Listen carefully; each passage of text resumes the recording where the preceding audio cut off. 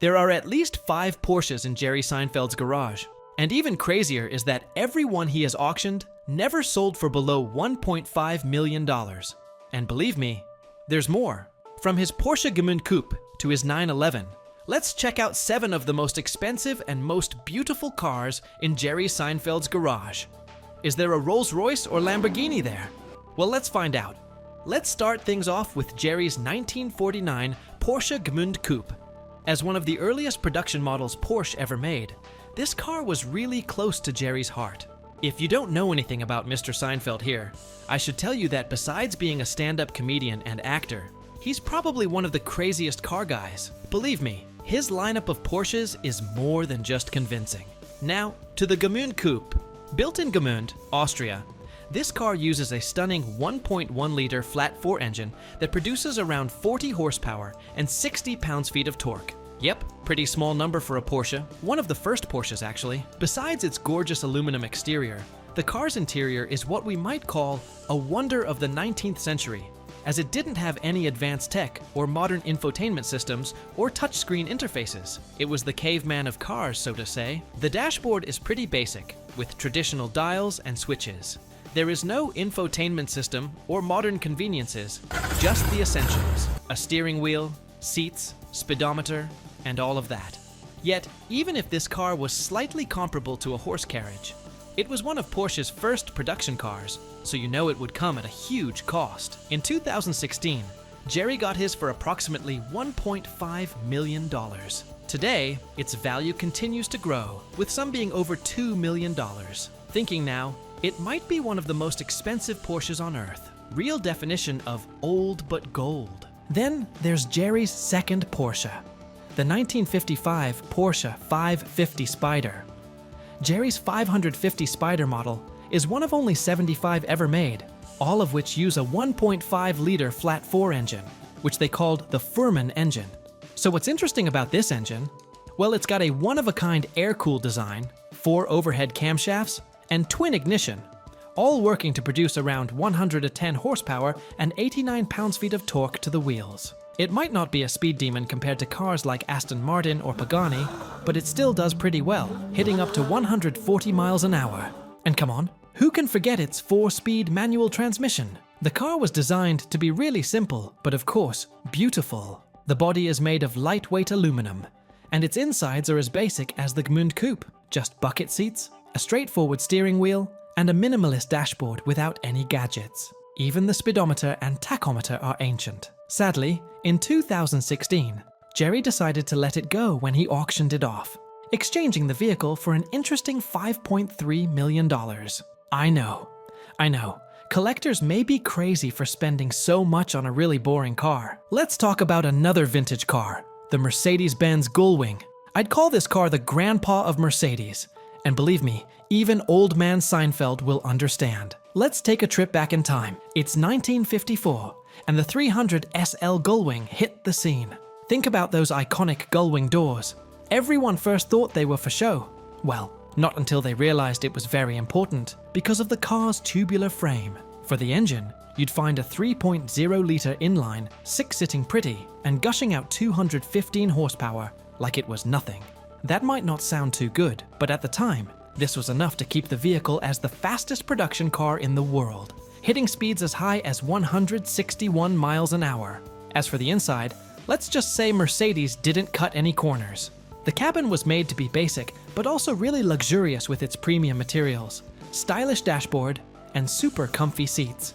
The 300 SL Gullwing was the very first production car to use mechanical direct fuel injection, which gave it more power and efficiency than every other thing that came on the road. Even Porsche and Lamborghini hadn't thought about this yet. Jerry even featured this car on his show, Comedians in Cars Getting Coffee. Remember that episode with Saturday Night Live creator Lorne Michaels? They drove around in a 55 Gullwing, and you could tell that Seinfeld loved the moment as he went on yapping about how much he admired the car's design and performance.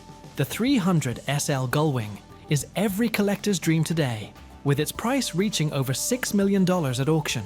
To think about it, I feel it's actually worth the price. It's been over 70 years now, and everyone is still trying to get a Gullwing. As for Jerry's next car, Let's just say he has a seemingly endless supply of Porsche. Meet his Porsche 917K. Jerry Seinfeld's 1969 Porsche 917K was once the king of the tracks. And if you've ever watched Steve McQueen's 1971 film Le Mans, you should have seen this exact car in action. It was the hero car, the car used for all the high-speed racing shots. Before Seinfeld got his hands on this one, the car had met quite the league of racers, including Reinhold Jost and Richard Atwood.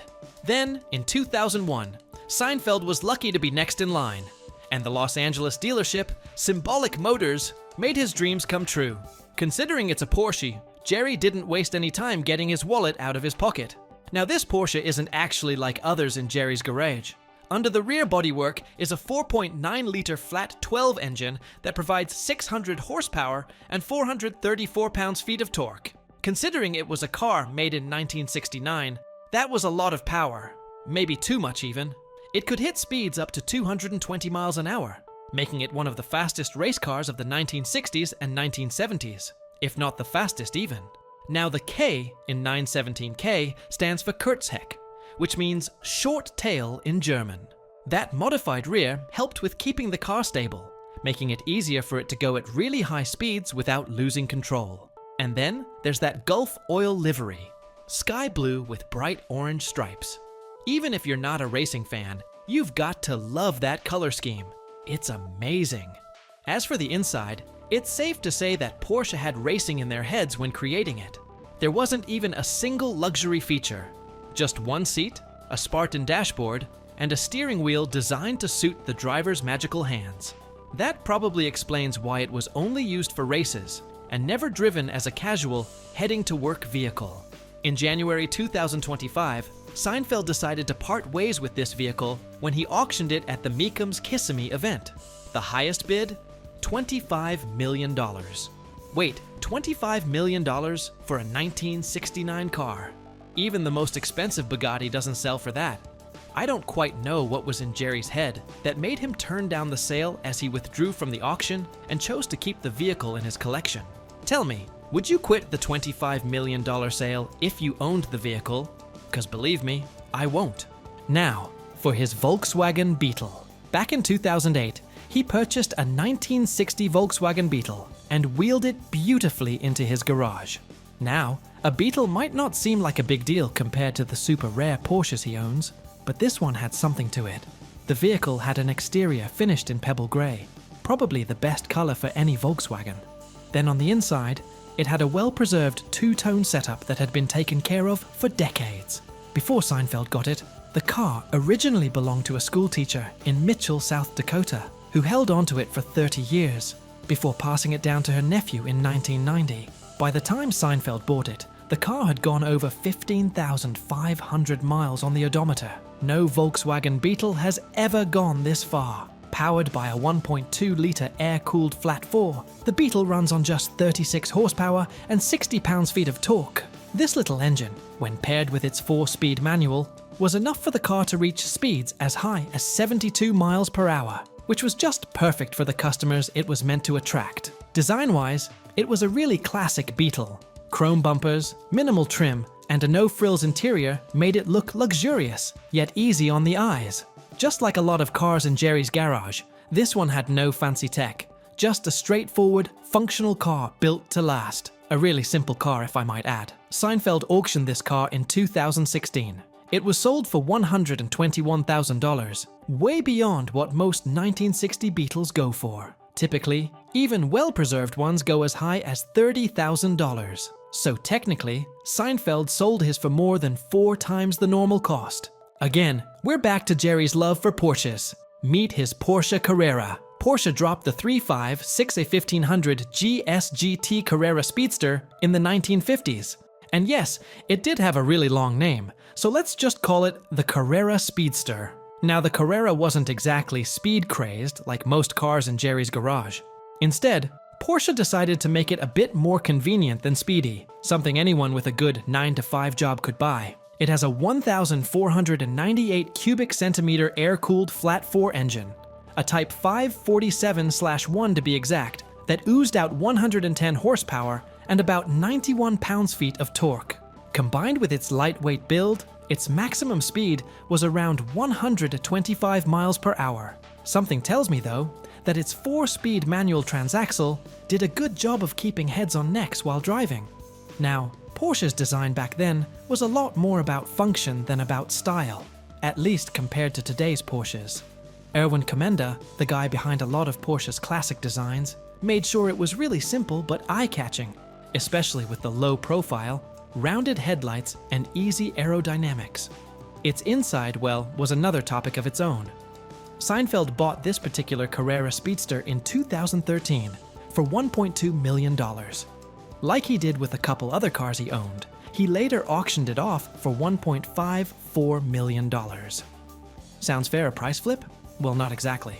You see, after the sale, people started questioning the car's authenticity, leading to some legal headaches. I mean, Jerry could have auctioned it off for as high as $3 million, or even $5 million. Why didn't he? At the end, things got settled, and the car was declared the real deal. No fake pieces. Just imagine if it was a fake. That'd be crazy. Finally, the Porsche 911. By now you'd probably be asking yourself, what exactly is Jerry Seinfeld's deal with Porsche? Really, even I am surprised. Anyway, let's talk about his Porsche 911. The vehicle wasn't just any early model. It was originally owned by Ferry Porsche himself, one of Porsche's best car designers. Now the first generation 911 comes with a 2.0-liter flat-six engine that pumps out 130 horsepower and 129 pounds-feet of torque. That might be a tad bit unimpressive compared to today's cars, but yeah, vintage cars weren't all designed to be as fast as the Flash. Anyway, the 911 could hit speeds as high as 60 miles an hour in just 8 seconds and had a top speed of about 130 miles an hour, which was actually not bad for a lightweight, rear-engine sports car. Ferdinand Buzzi Porsche gave the vehicle its signature fastback silhouette, freestanding front fenders, and a flat front bonnet. Inside, it was really a simple car with no fancy tech or dashboard or touchscreen feature. To think about, was there even any digital screen around that time? Anyway, the car had a clean dashboard, a big tachometer right in front of the driver, and seating for 4. Well, technically 4, but honestly, those back seats were made more for storage than actual passengers. As for how much Seinfeld paid for it, that's not public knowledge, but let's just say early 911s like this don't come cheap. Say $1 million or even several times more.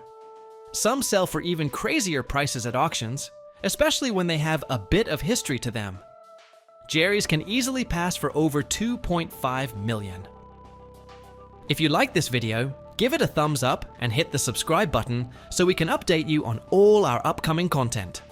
Also, comment what celebrity car collection you want us to do next. We'll catch you in the next one.